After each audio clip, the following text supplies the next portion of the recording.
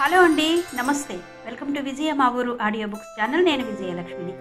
Friends, నవల స్రవంతిలో శ్రీ ఇందు రమణ గారి భైరవ వాక ధారావాహిక నవల ఆడియోగా వినిపిస్తున్నాను కదా. మరి ఈరోజు భైరవ వాక నవల ఆడియో 4వ భాగం వినిపించబోతున్నాను.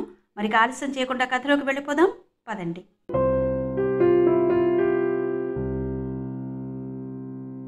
అందమైన 6 అడుగుల పాండే రూపాన్ని తలుచుకుంటూ పనిపిల్ల ఊహాలోకాల్లో విహరిస్తోంది. పాండే తలపులు ఆమెని చక్కిలి గింతలు పెడుతున్నాయి. నెమ్మదిగా లేచి నిలబడింది పనిపిల్ల. చుట్టూ చూసింది. 100 మంది తలో దిక్కున శవాల్లా పడుకున్నారు. దూరంగా అక్కడక్కడ కొందరు అటు ఇటు తచ్చాడుతున్నారు. తాము ఉన్న స్థలం బిల్డింగ్ క్రీనీడలో ఓ మూల ఉంది. తమకందరూ కనిపిస్తారు. క్రీనీడ వలన తామెవ్వరికీ కనిపించరు. పాండే వైపు చూసింది. ఒత్తిగిలి పడుక్కుని తననే చూస్తున్నట్టుంది. పడుకున్నట్టు నటిస్తున్నా అతని వాలకం గ్రహించేసిందామె. చెల్లా చెదురుగా ఉన్న ఓణి విప్పేసింది. ఓ అరక్షణం జాకెట్టు సర్దుకుంది. తిరిగి ఓణి వేసుకుంది. తన వాళ్లందరూ ఆదమరిచి పడుకున్నా ఒక్క గైడ్ పాండే కూడా తనలాగే తాపంతో తల్లడిల్లుతున్నాడని ఆమెకు తెలుసు. అందుకే పాండేని మరింత రెచ్చగొట్టి తన దరి చేర్చుకోవడానికి, తన దారికి తెచ్చుకోవడానికి ప్రయోగం చేయనారంభించింది. పనిపిల్ల శృంగార చేష్టలన్నీ ఓరకంట పాండే గమనిస్తూనే ఉన్నాడు. ఇటు శశికళ, అటు పనిపిల్ల అతనిలోని కోర్కెలకి ఆజ్యం పోస్తున్నారు. పనిపిల్ల ఎందుకలా ప్రవర్తిస్తుందో గ్రహించలేకపోలేదు. అందుకే అదును కోసం చూస్తున్నాడు పాండే. కనుచూపు మేరలో చీకటిగా ఉన్న ప్రాంతం వైపు నడక సాగించింది పనిపిల్ల. అక్కడ మరుగుదొడ్లున్నాయి. అక్కడ చీకటి చిక్కగా పోత పోసినట్టు ఉంది. పెద్ద రావి చెట్టు. ఆ చెట్టు కింద భయంకర రాకాసిలా చీకటి ఆవరించుకుని ఉంది. వెలుగు ఆ ప్రాంతాలకు ప్రాకడానికి భయంతో జంకుతున్నట్టు ఉంది. పనిపిల్ల ఆ చీకటి గుహలోకి అడుగుపెట్టిన వరకు చూసి తను వెళ్దామని నిర్ణయించుకున్నాడు పాండే. ఆమె తిన్నగా నేరుగా ఆ చీకటిలోకి ప్రవేశించి మాయమైపోయింది. పాండే లేవాలనుకున్నాడు. ఇంతలో పాత్రో ఉలిక్కి పడి లేచాడు. అతనెందుకో గభాల్న ఎవరో తట్టి లేపినట్టు తుళ్ళిపడి లేచాడు. అయోమయంగా పడుకున్న వాళ్ల మొహంలోకి పరికించి చూశాడు పాత్రో.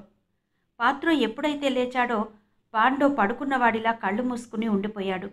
పాత్రో చటుక్కున లేచి నిలబడ్డాడు. తల్లి పక్కన ఉండాల్సిన పనిపిల్ల ఏది? చుట్టూ చూశాడు. పనిపిల్ల జాడ కనిపించలేదు. అప్పుడు అతనికి కొబ్బరికాయలామె గుర్తొచ్చింది. ఆమె అన్న మాటలు గుర్తొచ్చాయి. అంతే, గభాలున సులాబ్ కాంప్లెక్స్ వైపు వెళ్ళాడు పాత్రో. వెధవకాన, ఎవరినైనా తోడు పెట్టుకెళ్ళొచ్చు కదా. ఒక్కరితే వెళ్ళింది. ఏదైనా అయితే? మనసులోనే సణుక్కుంటూ గాబరాగా ఆ చీకటిని సమీపించాడు పాత్రో. ఆ చీకట్లో లీలగా, మసగ్గా 4 మరుగుదొడ్లు కనిపించాయి. ఒక గది దగ్గర ఏవో 2 ఆకారాలు పెనుగులాడుతున్నట్టు ఉన్నాయి. ఆ దృశ్యం చూసేసరికి పాత్రోకి భయం కలిగింది. అనుమానం, ఆతృత అణుచుకోలేక తడబడుతున్న అడుగుల్ని అదుపులో పెట్టుకుంటూ భయంగానే వాళ్ళని సమీపించాడు. పాత్రో లేచి పనిపిల్ల వెనకాల వెళ్లడంతో పాండేకి శరీరమంతా నిరుత్సాహం ఆవరించుకుంది. కానీ ఇంకో అనుమానం మొలకెత్తింది. కొంపతీసి పాత్రోకి ఆ పనిపిల్లకి చీకటి పరిచయం లేదు కదా? ఏమో, ఉన్నా ఆశ్చర్యపడనవసరం లేదు. అలా అయితే ఈమెకి భర్త అంటే అసంతృప్తి ఉండి ఉండవచ్చు. ఈమె కూడా భర్తతో పేచీలు పడుతూ ఉండొచ్చు. పాత్రో అంటే ఏ కోశానన్నా ఈమెకు అసహ్యం, యావగింపు ఉంటే తనకి చాలా తేలిగ్గా లొంగిపోవచ్చు. ఆ ఆలోచన పాండేకి ఊరట కలిగించింది. పనిపిల్ల మీద కోర్కే శశికళ మీదకు మళ్ళింది. పక్కనే ఆదమరిచి నిద్రపోతున్న శశికళను తేరిపార చూశాడు పాండే. అపర రతీదేవిలా ఉంది. పాండేకి శశికళకి మధ్య పడుకున్న పాత్రో లేచి వెళ్లడంతో ఇద్దరి మధ్య దూరం దగ్గరైనట్టు అనిపించింది పాండేకి. నెమ్మదిగా ఒత్తిగిలి పక్కకు జరిగాడు పాండే. ఆమె గాఢ నిద్రలోనే పాండే వైపు తిరిగి ఓ కాలు చెయ్యి అతని మీద వేసి బలంగా గుండెలకి హత్తుకుంది. పాండేకి ఒక్కసారి నరాలు జివ్వున లాగాయి. ఎప్పుడూ బజారు స్త్రీలతోనూ బరి తెగించిన తన ఉంపుడు గతతోనూ కోర్కెలు తీర్చుకున్న పాండేకి ఈరోజు, ఈ క్షణం స్వచ్ఛమైన ఇల్లాలి కరస్పర్శ, బంతిపువ్వు లాంటి ఇంటి ఆలింగనం అనుభూతినిస్తోంది. శశికళ శ్వాస, వేడి ఆమె గుండె వాడి పాండేని అతలాకుతలం చేస్తున్నాయి. నెమ్మదిగా చెయ్యెత్తి ఆమె నడుం మీద వేశాడు పాండే. ఇంతలో అస్పష్టంగా పాత్రో మాటలు చెవిన సోకేసరికి గభాలున వెనక్కి జరిగి తన జాగాలోకి ఒత్తిగిల్లాడు పాండే. ఎప్పుడైతే గైడ్ వెనక్కి ఒత్తిగిల్లి జరిగేసరికి ఉలిక్కి పడింది శశికళ. కళ్ళు నులుముకుని భర్త కోసం పక్కన చూసింది. అతని జాగా ఖాళీగా ఉంది. పాండే కేసు చూసింది. మత్తుగా నిద్రపోతున్నట్టున్నాడు గైడు. తన వాలకం చూసుకుని నవ్వుకుంది. గభాలున లేచి జారిన పైట చెదిరిన లంగా సర్దుకుంది. నిలబడి భర్త కోసం కళ్ళతోనే వెతికింది. కొంచెం దూరంలో భర్త పనిపిల్ల కలిసి రావడం గమనించింది. ఏమైందో అర్థం కాలేదు శశికళకు. ఈలోగా పాత్రో పనిపిల్ల అక్కడకు చేరుకున్నారు. పనిపిల్లని నిశితంగా పరిశీలించి చూసింది శశికళ. ఓణి పీలికలైపోయి ఉంది. జుట్టు చిందరవందరగా, మొహం పీక్కుపోయి, లంగా మధ్యకి రెండుగా చీలిపోయి, జాకెట్టు వెనక భాగమంతా చిరిగిపోయి ఉంది. శశికళకి కొంత అర్థమైనా అర్థం కాని దానిలా అంది. ఏమైంది? భర్తనడిగింది. ఏం కాలేదు, కోపంగానే అన్నాడు పాత్రో. ఏమైందో చెప్పండి, ఎందుకలా ఏడుస్తోంది? ఆతృతగా అంది శశికళ. దాని కర్మకది ఏడుస్తోంది. మధ్య నువ్వెందుకు వేధించుకు తింటావు? ముసలాళ్ళు లేస్తే నానా రభస చేస్తారు. ఈ విషయం వాళ్లకు తెలిస్తే బావుండదు. నోరు మూసుకు పడుకో. భార్యను గదమాయించి, అరుంధతి, నువ్వెళ్ళి బట్టలు మార్చుకో అని పనిపిల్లను కసిరాడు పాత్రో. విసురుగా వెళ్ళి తన జాగాలో తను పడుకున్నాడు పాత్రో. పక్కనున్న పాండే వైపు తిరిగి, గాఢ నిద్రలో ఉన్నాడు గురుడు అనుకుంటూ నిద్రలోకి జారుకున్నాడు. ఎందుకైనా మంచిదని ఎయిర్ బ్యాగ్లో బట్టలు తమ పక్కనే ఉంచుకోవడం మేలైంది.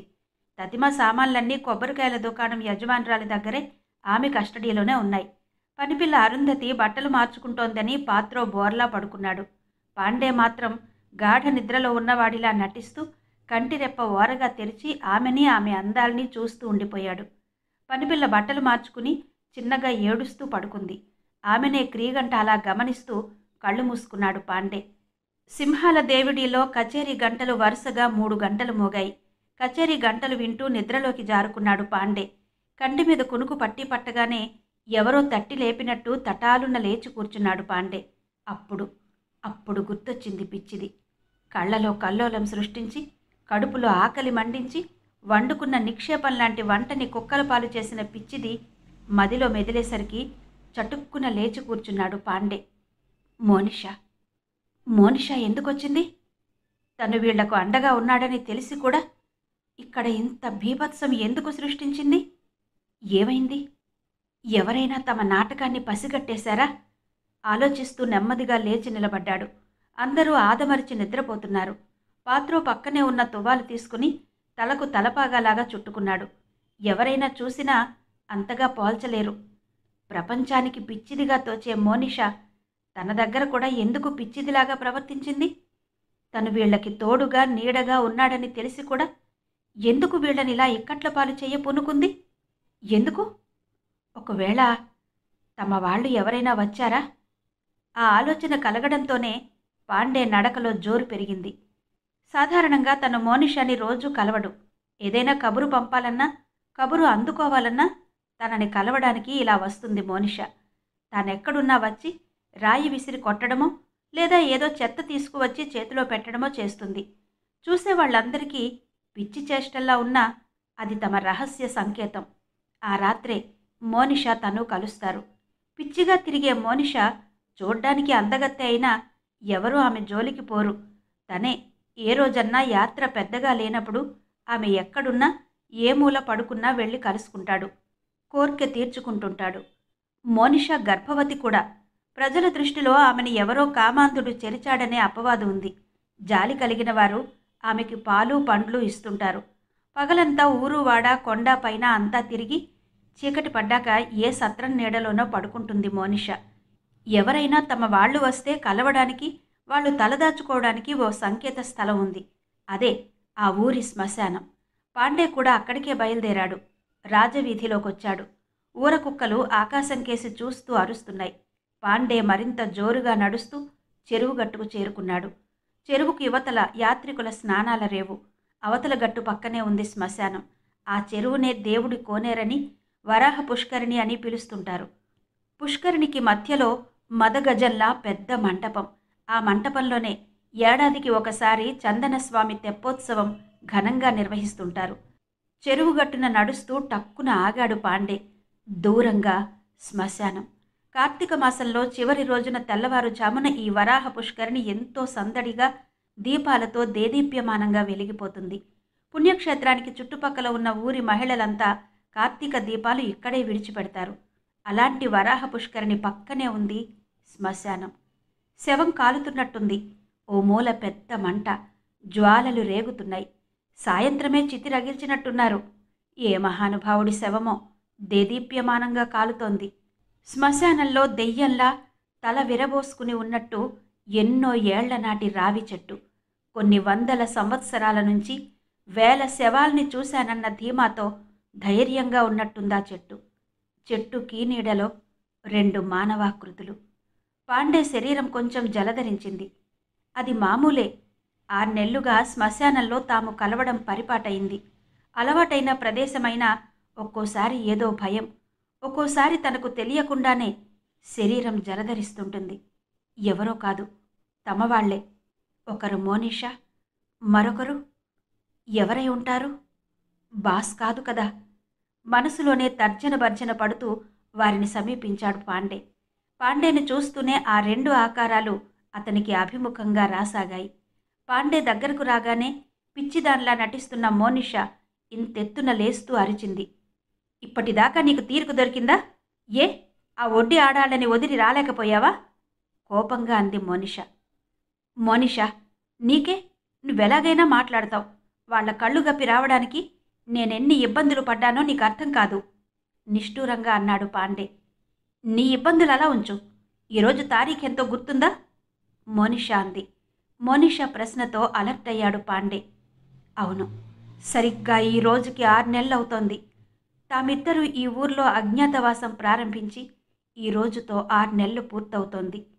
తామీ ఊరు ఎందుకొచ్చింది? ఇన్నాళ్ళు ఈ ఊర్లో ఇంత ప్రయాస కోర్చింది ఈ రోజు కోసమే. తమ శ్రమకి ఫలితం దక్కబోతోంది. తమ వాంఛ నెరవేరబోతోంది. పాండేకి ఆ ఆలోచన కలగడంతో మనసు పులకరించింది. ఈరోజు శనివారం. ఈరోజు రాత్రికే పని పూర్తి కావాలి. అందరూ అలసటతో ఆదమరిచి నిద్రపోయే వేళ తమ పని మొదలు కావాలి. గుర్తుంది మోనిషా, గుర్తుంది. ఈ రోజు కోసం మనం 6 నెలలుగా ఎన్ని ఇక్కట్లు పడ్డామో పడుతున్నామో నీకు తెలుసు కదా. అలాంటి ఈరోజు మర్చిపోతానా? స్థిరంగా అన్నాడు పాండే. జాకబ్, నీకు తెలుసు కదా, బాస్ ముందుగా నీతో మాట్లాడమని, ఎక్కడ ఎలా కలవాలో కనుక్కుని రమ్మన్నారట. మోనిషా అంది. మన వాళ్లంతా వచ్చేశారు. అంతా విశాఖలో ఓ మారుమూల లాడ్జీలో దిగారు. మీరిచ్చిన పథకం ప్రకారం ఈ మధ్యాహ్నానికే ఇక్కడకు చేరుకుంటామన్నారు. ఇంకేమైనా మార్పులు చేర్పులు ఉంటే కనుక్కోమన్నారు చెప్పాడు జాకబ్. పదండి, ఆ చెట్టు కిందకు వెళ్ళి కూర్చుందాం అన్నాడు పాండే. ముగ్గురు శ్మశానంలో ఉన్న రావి చెట్టు కింద కూర్చున్నారు. వైజాగ్లో మెటాడోర్ వ్యాన్ మాట్లాడుకుని రండి. విశాఖ నుంచి ప్రధాన రహదారి గుండా వస్తే 4 పోలీస్ స్టేషన్లు తగులుతాయి. అలా కాకుండా వేరే ఇంకో మార్గం ఉంది. మధురవాడ మీదుగా ఆనందపురం చేరుకుని అట్నుంచి సొంఠ్యా సత్తరవు మీదుగా అడవి మార్గంలో వచ్చి భైరవ్ వాక దగ్గర ఆగండి. ఆ సమయానికి నేను అక్కడే ఉంటాను. మీరు వచ్చినట్టు నాకు సంకేతం అందాలంటే వ్యాన్ హారన్ 3 సార్లు కొట్టండి చెప్పాడు గైడ్ పాండే. సెల్ ఉందిగా, దానికి రింగిస్తాం చెప్పాడు జాకబ్. వద్దు, సెల్ ఫోన్ మోగిస్తే ఏదైనా ప్రమాదం జరగచ్చు. మన ఆచూకీ పక్కవాళ్లు పసిగట్టే అవకాశం ఉంది చెప్పాడు పాండే. వ్యాన్ డ్రైవర్ మన ప్లాన్ పసిగడితే? జాకబ్ సంశయంగా అన్నాడు. మీరు చందనపురికి దరిదాపుల్లోనే ఉన్న భైరవ్వాక చేరే వరకు యాత్రికుల్లాగే డ్రైవర్ని నమ్మించండి. ఈ అడ్డదారిలో ఎందుకంటే భైరవ్వాక మొక్కుందని చెప్పి నమ్మించండి. తర్వాత అక్కడకు చేరాక మిగతా ప్లాన్ చెప్తాను అని చెప్పి తాను తయారు చేసిన రూట్ మ్యాప్, టెంపుల్ మ్యాప్, భాండాగారం వద్ద సెక్యూరిటీ తదితర విషయాలన్నీ కూలంకషంగా రాసిన కాగితాలు జాకబ్ చేతికిచ్చాడు పాండే. బాస్కి ఇంకా ఏమైనా సమాచారం చెప్పమంటారా అన్నాడు జాకబ్. ఈ ప్లాన్ ఇవ్వు, మిగతా విషయాలు సమక్షంలో మాట్లాడతానని చెప్పాడు పాండే. ఓకే తల ఊపాడు జాకబ్. మీరిప్పుడే వెళ్ళి బస్టాండ్ చేరుకోండి. ఫస్ట్ బస్సు 4 గంటలకే బయలుదేరుతుంది చెప్పింది మోనిషా. అలాగే, వస్తాను అంటూనే వడివడిగా అత్యంత వేగంగా నడుస్తూ వచ్చిన దారినే వెళ్ళిపోయాడు జాకబ్. జాకబ్ కనుచూపు దూరం వెళ్ళాక ఇద్దరూ నడుస్తూ చెరువు గట్టు మీదకు చేరుకున్నారు. పాండేకి రాత్రంతా కోరికలతో వేడెక్కి ఉన్న రక్తం నరనరాన విద్యుత్తులా ప్రవహిస్తోంది. అర్ధనగ్నంగా దర్శనమిస్తున్న మోనిషాని చూస్తూ కోరిక నిగ్రహించుకోలేకపోతున్నాడు పాండే. అమాంతం మోనిషాని మీదకు లాక్కుని గాఢంగా పెదవులను చుంబించాడు. ఎంత అందగత్తే! ఎప్పుడూ నలగని మోడ్రన్ డ్రెస్సుల్లో విందు వినోదాలతో విలాసాల్లో మునిగి తేలిన మోనిష ఈ 6 నెలలు ఇలా ఎలా గడపగలిగింది? బ్యాంకు దోపిడీల్లోనూ పెద్ద పెద్ద లూటీల్లోనూ చురుగ్గా పాల్గొనే మోనిష ఎవరినీ లెక్క చేయదు. ముఠా కట్టుబాట్లకు తలొగ్గి బాస్ చెప్పినట్టు ఇక్కడ ఇలా నటించడానికి అంగీకరించింది. అప్పటికే తను గర్భవతినన్న విషయం దాచిపెట్టి ఇక్కడ ఇలా అజ్ఞాతవాసం చెయ్యడానికి అంగీకరించిందంటే ఆమె అంకిత భావం పట్ల తనకి ఆశ్చర్యం కలిగింది. ఇది ఒకందుకు తన అదృష్టమనే చెప్పాలి. బాస్ చేతుల్లో ఇన్నాళ్ళు గడిపిన మోనిష ఈ అజ్ఞాతవాసం పుణ్యమా అని ఆమె అవసరానికి తానే మగదిక్కయ్యాడు. ఆమెకి కోరిక కలిగితే తాను ఎక్కడున్నా వెతుక్కుంటూ వచ్చేది. తనకి ఆమె గుర్తొస్తే వెతుక్కుని వెళ్ళేవాడు. ఇదంతా రాత్రిపూట జరిగే తతంగం.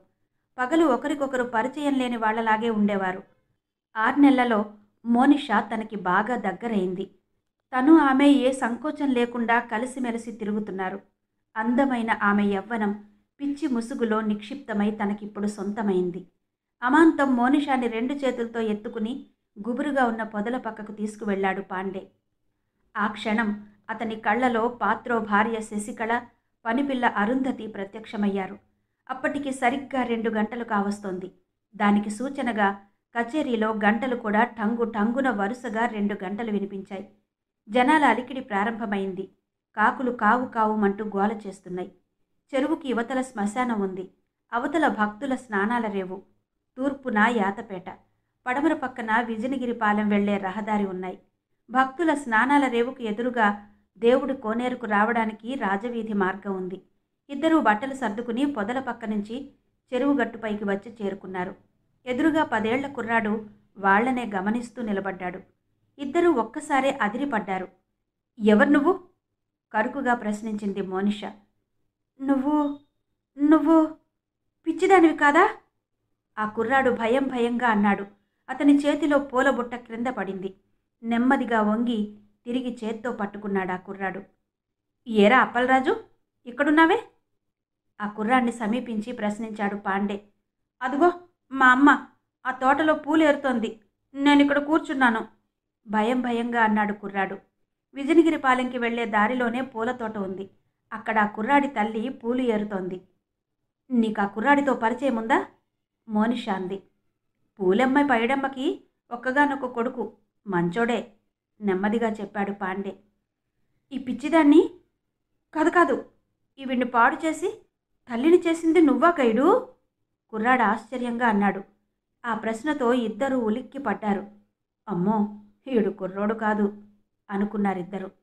నువ్వెంతసేపటి నుండి ఇక్కడున్నావు? అడిగాడు పాండే. ఎవరో ఒక అతన్ని మీరిద్దరూ మాట్లాడి పంపేశారే, అప్పటినుండి మిమ్మల్ని చూస్తున్నాను, మీ మాటలు వింటున్నాను. మీరిద్దరూ ఏదో చేద్దామనుకుంటున్నారు, అంతా నాకు తెలుసు అంటూ ఆ కుర్రాడు 2 అడుగులు వెనక్కు వేసి గిర్రున తిరిగాడు. మోనిష అప్పటికే ఒక నిర్ణయానికి వచ్చింది. మరిక ఆగదలుచుకోలేదు. తల్లిని చేరడానికి వెనుదిరిగిన కుర్రాన్ని గభాలన వెళ్ళి ఒక చేత్తో నోరు నొక్కి మరో చేత్తో గట్టిగా ఒడిసి పట్టుకుంది మోనిష. ఆ కుర్రాడు ఈ హఠాత్ పరిణామానికి ఉలిక్కి పడ్డాడు. ఆమె చేతుల్లో నుంచి విడిపించుకోవడానికి విశ్వ ప్రయత్నం చేస్తూ గింజుకుంటున్నాడు. ఆమె ఉడుంపట్టు నుండి విముక్తి కాలేకపోయాడు. ఆమె ఆలోచన గ్రహించిన పాండే అదిరిపడ్డాడు. మోనిషా, ప్లీజ్ వదిలేయ్ జాలిగా అన్నాడు పాండే. షటప్, ఇప్పుడు మనం వీడి నోరు ముయ్యకపోతే వీడే రేపు మన నోరు ముయిస్తాడు అంది కోపంగా. మోనిషా ప్లీజ్, కుర్రాడే కదా, పాపం వదిలే, మన గురించి ఎవరికీ చెప్పర్లే అర్థించాడు పాండే. ఈ వృత్తిలో దయాదాక్షిణ్యాలుంటే కూడు కాదు కదా, గూడు కూడా దొరకదు. పైపెచ్చు కటకటాల పాలై ఊచలు లెక్క పెట్టవలసి వస్తుంది అంటూ ఆ కుర్రాన్ని బలంగా గుండెలకు అదుముకుని నోరు ముక్కు గట్టిగా మూసి పట్టుకుంది. ఆ కుర్రాడు చాలాసేపు గిలగిలా గింజుకుంటూ కాళ్ళు చేతులు కొట్టుకుంటూ ఆమె రాక్షస హస్తాల నుంచి విడిపించుకోవడానికి ప్రయత్నించి విఫలమయ్యాడు. విగత జీవుడయ్యాడు. పాండే ఎంత వారించినా వినలేదు మోనిష. రాక్షసిలా, జుట్టు విరబోసుకున్న పిశాచిలా వికృతంగా భయంకరంగా ఉందా క్షణంలో మోనిష. ఆమె కళ్ళు ఎర్రగా చింతనిప్పుల్లా ఉన్నాయి. ఆమె కళ్ళలోకి చూసి అప్రయత్నంగానే తన ప్రయత్నం విరమించుకున్నాడు. ఆమె మొహంలో ఆవరించుకున్న ప్రేత కళ చూసి అవాక్కయ్యాడు పాండే. శ్రీ ఇందూ రమణ గారి భైరవవాక ధారావాహిక నవల ఆడియో 4వ భాగం విన్నారు కదా. మిగిలిన కథ తర్వాతి భాగాల్లో వినిపిస్తాను. మరి ఈ కథ ఆడియో మీకు నచ్చాయా? నచ్చితే తప్పకుండా లైక్ చేయండి. అలాగే మీ కమెంట్స్ కూడా నాకు తెలియచేయండి. మిగిలిన కథతో తర్వాతి భాగంలో కలుసుకుందాం. అంతవరకు సెలవు. నమస్తే.